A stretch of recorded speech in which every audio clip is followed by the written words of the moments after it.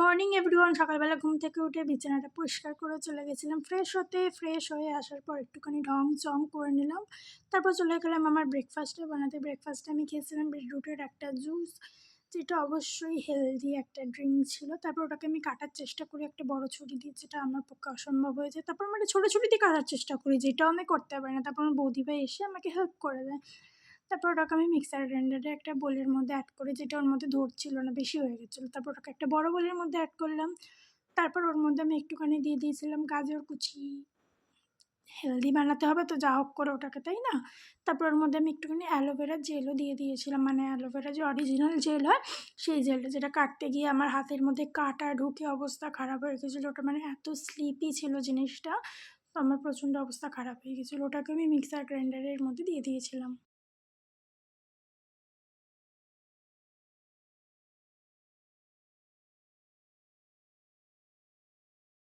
তারপর পেস্টটা রেডি হয়ে যাওয়ার পর ওটাকে খেয়ে নিলাম। হেলদি জিনিস খেতে তো একদমই টেস্টি হয় না, তাও আমাদেরকে খেতে হয়।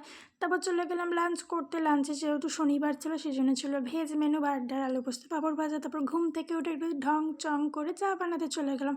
চাটা যেহেতু আমি ভালোই বানাতে, বাড়ির লোক সবসময় আমাকে দিয়েই বানানো করায়। আর চায়ের মধ্যে আমি একটুখানি কফি অ্যাড করে দিই, তাহলে হয়ে যায় চাফি, মানে কফি আর চায় দুটো ফ্লেভারই মিক্স থাকে। ওই জন্য বলে সবসময় সব কাজ পারলেও করতে নেই, তাহলে বাড়ির লোক সবসময় তোমাকে দিয়েই করাবে। আর চায়ের সাথে আমি এখন গুড ডের এই বিস্কুটটা খাচ্ছি, এটা প্রচণ্ড ভালো খেতে। তারপর রাতে যেহেতু আমার এখন এক্সাম শেষ হয়ে গেছে, তাই রাতের ডিনারটা বানানো আমারই দায়িত্ব।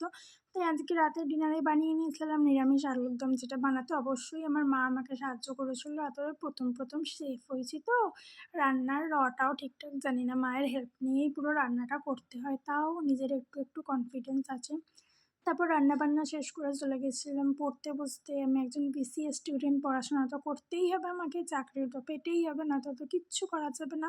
তারপর ডিনার কমপ্লিট করে ফ্রেশ হয়ে চলে গেছিলাম রাতের স্কিন কেয়ারটা করার জন্য। অল্প একটুখানি স্কিন কেয়ার করে নিয়েছিলাম।